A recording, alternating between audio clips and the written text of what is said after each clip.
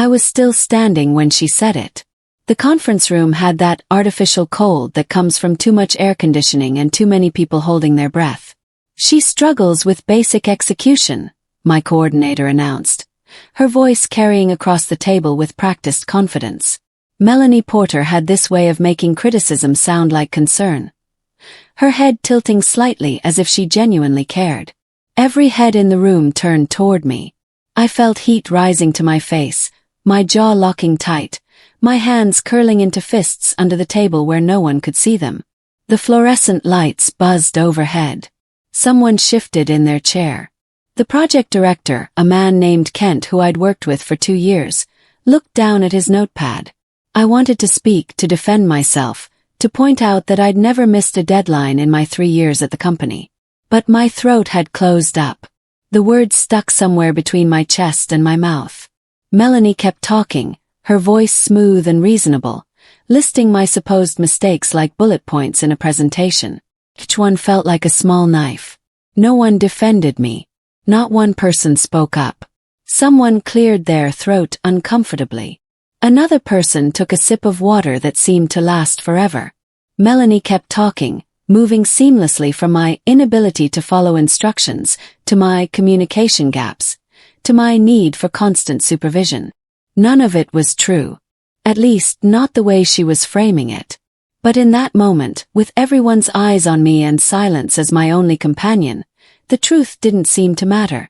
I stared at the carpet, tracing the pattern of gray and blue squares with my eyes, wondering how my entire career had just been rewritten in 60 seconds. 3 years of solid performance reviews. 3 years of on-time project deliveries. 3 years of quiet, consistent work. Erased by one person's version of events told to a room full of people who weren't going to contradict her. She was the coordinator. She controlled the narrative. And I was just the analyst who didn't speak up enough in meetings. When the session finally ended, people filed out quickly, avoiding eye contact. I gathered my notebook with shaking hands. That was the day my reputation was set on fire in front of everyone who mattered. The day I went from being a reliable team member to being the person everyone had to work around. My coordinator told everyone I was incompetent, so I released what she'd been hiding. But that came later. First, I had to survive the aftermath of that meeting. First, I had to figure out what had just happened and why. The walk back to my desk felt longer than usual. People who normally smiled or said hello suddenly found their computer screens fascinating. I could feel the shift in the air, that subtle change that happens when someone's professional reputation takes a hit. By the time I sat down at my workstation, I knew the story was already spreading. That's how offices work. Information travels faster than email, carried on sympathetic whispers and concerned looks. My phone sat silent on my desk. My email inbox looked the same as it had an hour ago. But everything had changed. I just didn't know yet that Melanie Porter had made a critical mistake. She'd underestimated the quiet person who saved everything. My name is Brooke Alden, and until that morning I thought competence spoke for itself. I was 29 years old, working as a data analyst at Meridian Financial Services in downtown Portland. I'd been with the company for 3 years, starting right after I finished my master's degree in business analytics. I wasn't flashy. I didn't volunteer to lead every meeting or send company-wide emails celebrating my achievements. I just did my work, did it well, and went home at a reasonable hour. I'd never been written up. Never received a negative performance review. Never missed a major deadline. My annual evaluations always came back with phrases like, consistently reliable, and high attention to detail. I wasn't being groomed for executive leadership, but I wasn't trying to be. I liked working with data. I liked finding patterns and solving problems. I liked the quiet satisfaction of delivering a clean report that helped someone make a good decision. But apparently, being quiet and competent wasn't enough. Apparently, in the world Melanie Porter inhabited, visibility mattered more than accuracy. And I had just learned that lesson the hard way. Melanie had joined the company 6 months earlier, brought in from an outside consulting firm to streamline operations in our department. She arrived with confidence that bordered on swagger, always dressed in sharp business suits, always carrying a leather portfolio that looked expensive. She had this habit of saying, "Let me loop leadership in on that," even for minor decisions, making sure her name appeared on every communication that went upward. First, I admired her. She seemed organized and professional. She knew how to present information in meetings. She spoke the language of management, using phrases like strategic alignment and value-added outcomes that made everything sound more important than it was. I thought she'd be a good coordinator. I thought having someone who could navigate office politics would make our team's work more visible. That was my first mistake. My second mistake was not seeing the pattern until it was too late. Looking back, I should have noticed how she positioned herself. How she took credit for team successes in a way that made them sound like her individual achievements. How she distanced herself from anything that went wrong. The pattern started subtly. Whenever something slipped through the cracks, whenever a deadline got tight or a report needed revision, my name would appear in her follow-up emails. Brooke was responsible for the initial analysis on this. Brooke handled the data compilation. I've asked Brooke to review her work on this section. Each statement was technically true. I had been responsible for those things. But the way she framed them made it sound like I was the reason for problems rather than part of the solution. First, I didn't think much of it. Projects are complicated. Things go wrong. People need to know who handled what piece so they can follow up appropriately. But after the third or fourth email where my name appeared attached to some issue that needed fixing, I started to feel uneasy. I started saving emails without really knowing why. Just a gut instinct that told me to document things. Keep records. To make sure I had my own version of events in case I ever needed it. That instinct would later save my career. That afternoon, after the meeting where Melanie had publicly labeled me incompetent, I sat at my desk replaying her words in my head. Struggles with basic execution. The phrase kept circling like a mosquito I couldn't swat away. Not needs development or learning curve, or even performance concerns. Those words would have been bad enough. But basic execution. That implied I couldn't handle fundamental aspects of my job. That I was failing at things that should be simple. That I was, in essence, incompetent. The word she hadn't said but had clearly implied. I pulled up my performance reviews from the past 3 years. All of them rated me as meets expectations, or exceeds expectations. My last review, completed just 4 months ago before Melanie arrived, specifically praised my meticulous attention to detail and reliable delivery of high-quality analysis. So what had changed? Had I suddenly forgotten how to do my job? Had I developed some kind of professional amnesia that made me incompetent at basic tasks? Or had the only thing that changed been the person evaluating my work? The consequences came quickly. By the end of that week, I lost a project I'd been working on for 2 months. Kent, the project director, sent me a brief email saying they were restructuring the team, and my portion of the work was being reassigned. No explanation. No discussion. Just a simple notification that my contribution was no longer needed. The following week, I lost another assignment. This one had been mine since the beginning of the quarter, a quarterly financial trends analysis that I'd done successfully for 6 straight quarters. Melanie sent me a message saying she'd decided to distribute the workload differently, and thanked me for my efforts so far. Then she smiled at me in the hallway and said, "Let's focus on rebuilding trust, okay? I know you can get back on track." As if I were a problem employee being given a second chance. As if I had failed at something and was now being graciously allowed to redeem myself. The condescension in her voice made my stomach turn. But what could I say? She was my coordinator. She controlled my assignments, my visibility, my access to meaningful work. I stopped explaining myself after that. Every time I tried to defend my work or clarify what had actually happened on a project, it only seemed to feed into Melanie's narrative. Brooke is making excuses again. Brooke doesn't seem to understand the issue. Brooke is being defensive instead of taking accountability. So I went quiet. Not the productive kind of quiet where you're focused and engaged. The survival kind of quiet where you say as little as possible because anything you say can and will be used against you. But while I went quiet externally, I became very active internally. I started documenting everything with obsessive detail. Every email I sent, every email I received, every assignment I completed, with notes on what I delivered and when. Every conversation with Melanie, summarized and dated. I created folders within folders on my personal drive, organizing information by project, by date, by type of communication.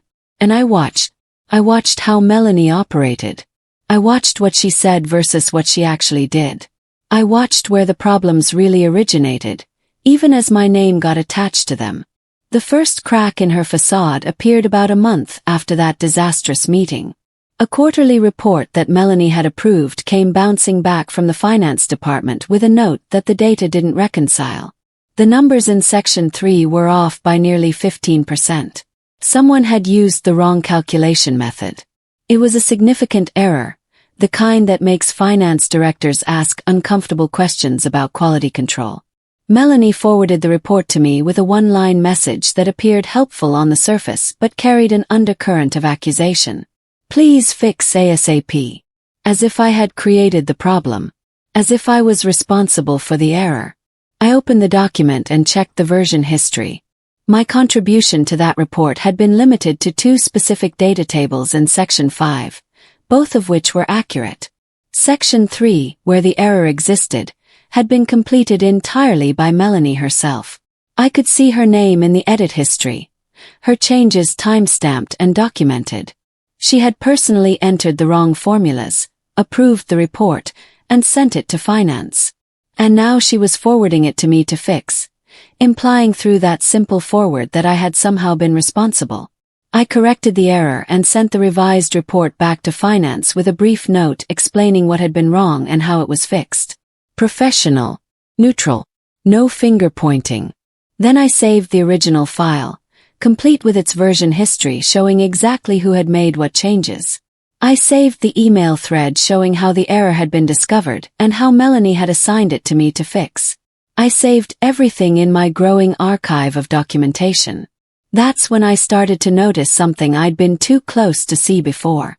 I began reviewing other projects from the past few months, projects where Melanie had mentioned my name in connection with problems or revisions. In almost every case, when I dug into the actual file histories and email trails, I found the same pattern. Errors that originated with Melanie's work or decisions. Problems that stemmed from her changes or approvals. Issues that existed in sections of documents I'd never even touched. Yet somehow, my name appeared in the follow-up communications about these problems. Not always directly blamed but always present. Always associated. Always positioned as the person who needed to fix things. Melanie had a system, and it was elegant in its simplicity. She never directly accused anyone of making mistakes. That would create a paper trail, something concrete that could be disputed or investigated. Instead, she worked through implication and association. She'd forward an error-filled document to me with, "Please review and correct."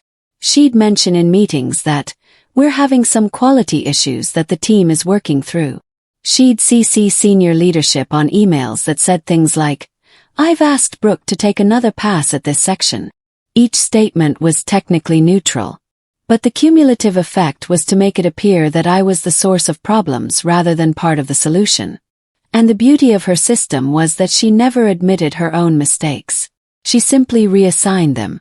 Always downward. Always to the people who couldn't easily push back. Always to the quiet ones who wouldn't make a scene. I realized, sitting at my desk one evening after most people had gone home, that I probably wasn't the first person she'd done this to. This was a refined technique. Practice skill.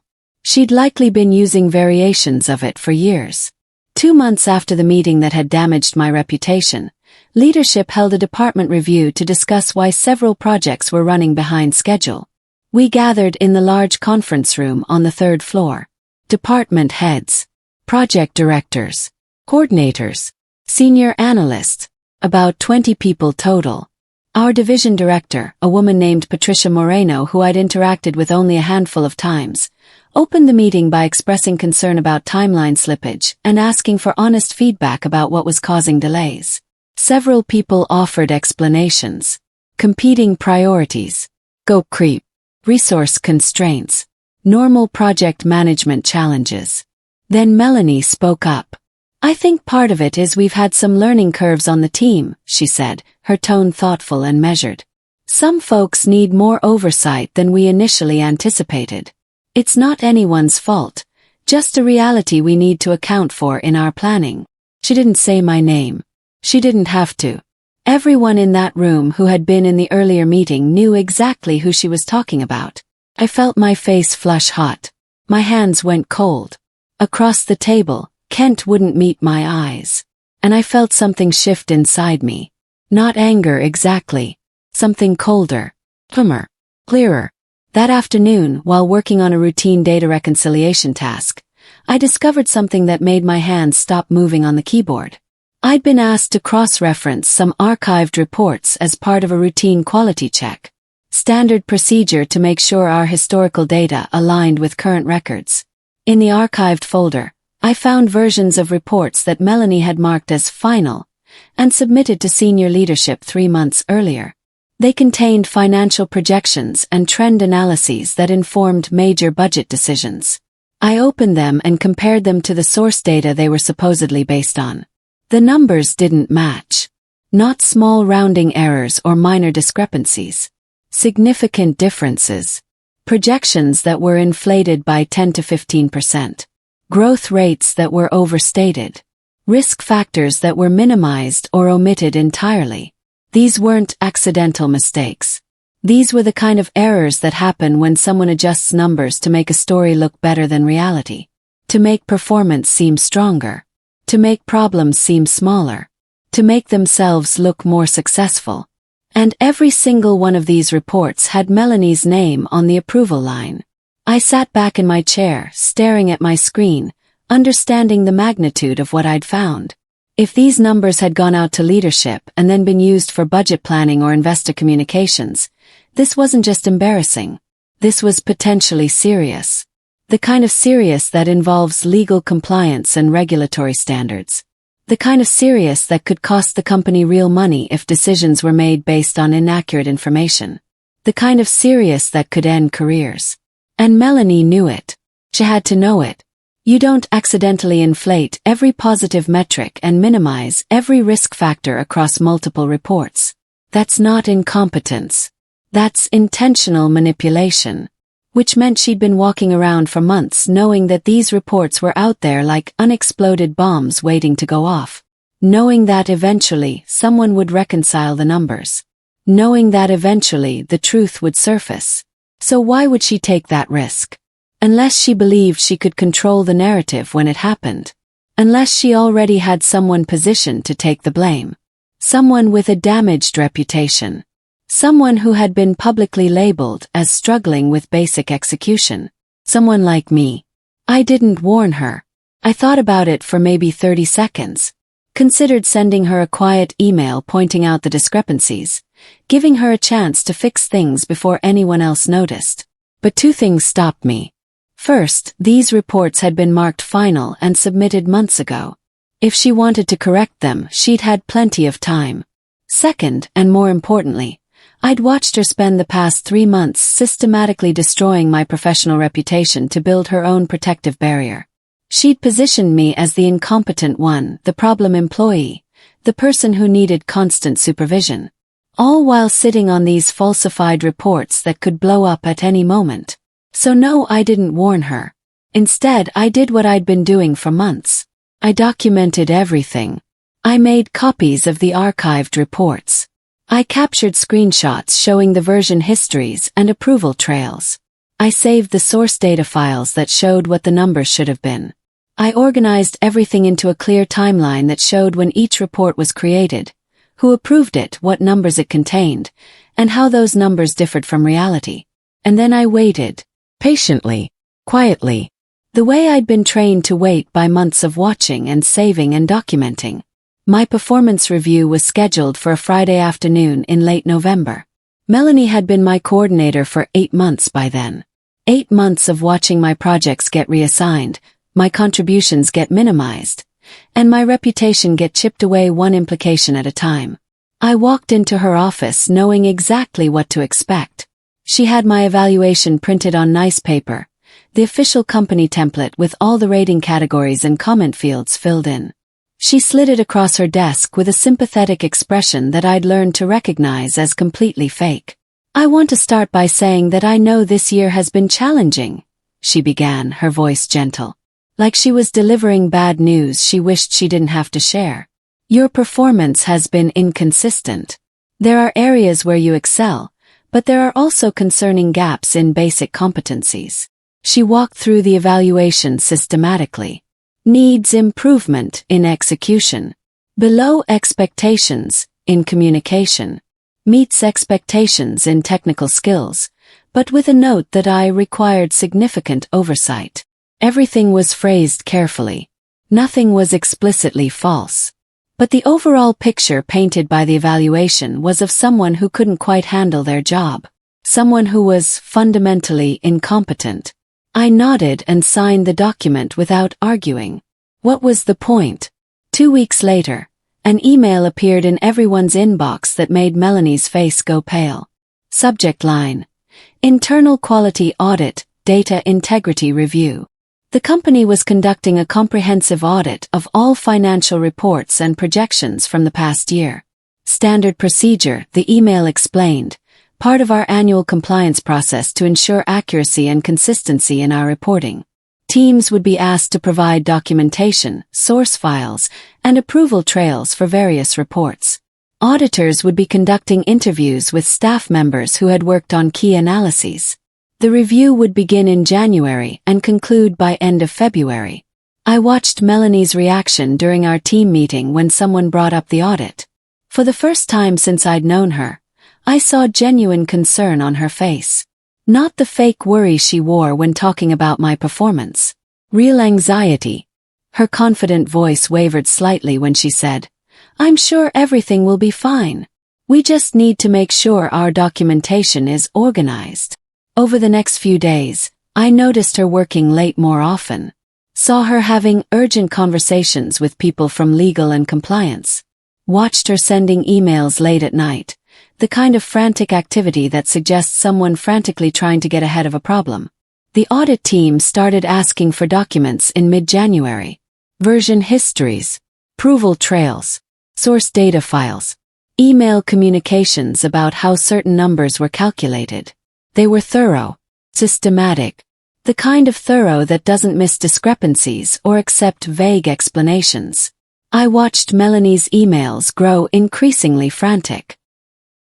She started CCing me on messages to the audit team, suddenly very interested in getting my input on reports I supposedly had helped prepare. "Brooke, can you confirm the methodology we used for the Q2 projections? Brooke, do you have the source files for the growth rate calculations?" Each email trying to create a paper trail that suggested I'd been more involved in these reports than I actually had been. Each email trying to spread responsibility for whatever problems might be found.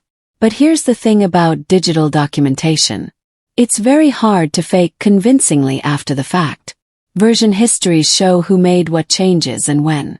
Email timestamps show who communicated what and to whom. Access logs show who opened which files on which dates. And all of that information told a very different story than the one Melanie was suddenly trying to construct. Her explanations to the audit team started contradicting the actual records. The timeline she described didn't match the timestamps. The collaborative process she claimed didn't exist in the file histories. By late January, the discrepancies were impossible to ignore. The audit team sent a formal request for a meeting with Melanie to discuss irregularities in several approved reports. They asked her to bring documentation showing how certain numbers had been calculated and approved. I wasn't in that meeting, but I watched her face when she came out. The confident coordinator who always had everything under control looked shaken, uncertain, for the first time vulnerable. That afternoon I received an email from the audit team. They wanted to interview me about my role in several specific projects. They attached a list of reports and asked me to review them before our meeting. Every single report on the list was one where Melanie had inflated projections or minimized risks. Every single one was a report where she'd later mentioned my name in some follow-up communication, creating that subtle association between me and potential problems. I opened my carefully organized folders, pulled out the documentation I'd been quietly saving for months. Screenshots, version histories, email trails, source files. Everything organized chronologically and by project. The evidence that showed exactly who had done what, when, and why. And for the first time in months I smiled. The interview with the audit team took place in a small conference room on Tuesday afternoon. 2 auditors. One from internal compliance. One from legal. Both with notepads and that neutral expression that gives nothing away. They asked me to walk them through my role in several projects. To explain my involvement in specific reports. To clarify whose work was whose and how approvals had been handled. I opened my laptop and pulled up my documentation folder. I think it's easier if I just show you, I said. And then I walked them through everything. The version histories that showed Melanie had personally entered the inflated numbers. The email trails that showed she'd approved the reports without running them by anyone else. The source data files that proved what the numbers should have been. The timeline of when errors were introduced, when reports were submitted, and when problems later surfaced.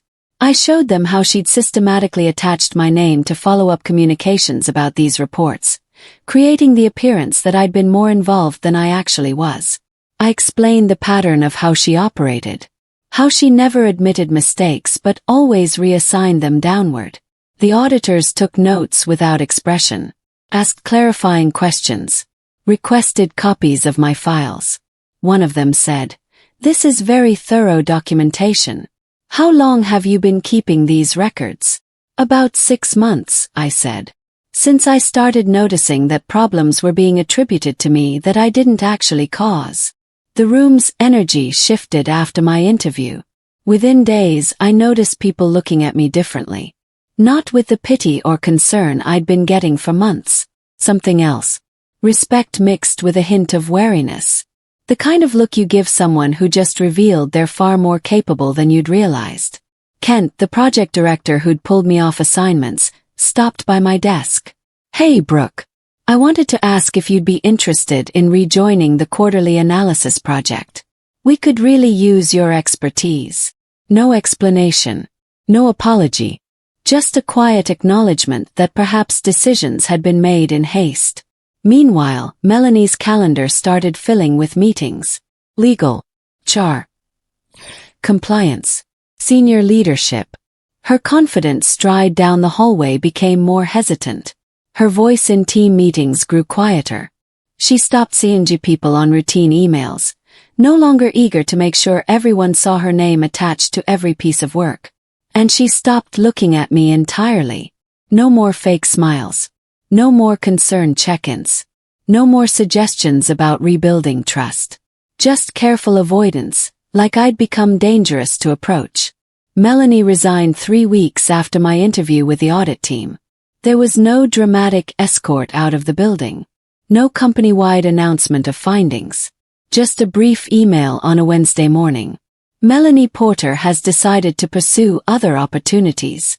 We wish her well in her future endeavors. Interim coordination will be handled by Patricia Moreno until we identify a permanent replacement. No mention of the audit. No explanation of why someone would suddenly leave 6 months before their annual bonus vested. No acknowledgement that anything had gone wrong. That's how these things work at the corporate level. People are allowed to resign quietly instead of being fired publicly, as long as they go without making noise. Melanie's farewell email was short, professional, generic, thanking everyone for the opportunity to work together, looking forward to new challenges. No personal goodbyes, no team lunch, no transitioning of relationships. She was just gone. Her office cleaned out over a weekend. Her name removed from distribution lists. Her login credentials deactivated. Like she'd never been there at all. Except she had been there. And she'd done real damage to real people's careers and reputations. damage that would take longer to heal than 3 weeks.